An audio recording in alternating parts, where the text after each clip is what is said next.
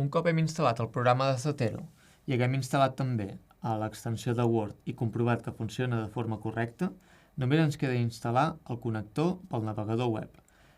El connector pel navegador web del programa Zotero el que ens permet és capturar ràpidament qualsevol referència bibliogràfica i passar-la al nostre programa. Hem d'accedir un altre cop a la pàgina zotero.org i en aquest cas afegir-hi /download. I veiem que hi ha l'opció d'instal·lar el connector. Com veiem, en aquest cas és el navegador Google Chrome.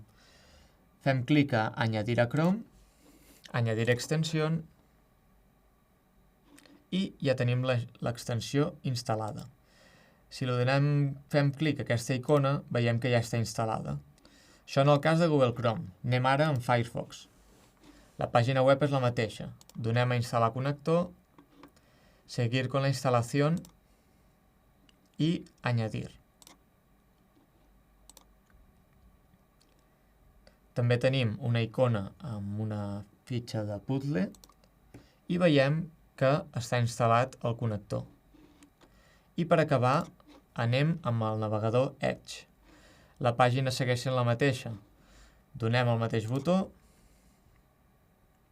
i obtener. Agregar extensión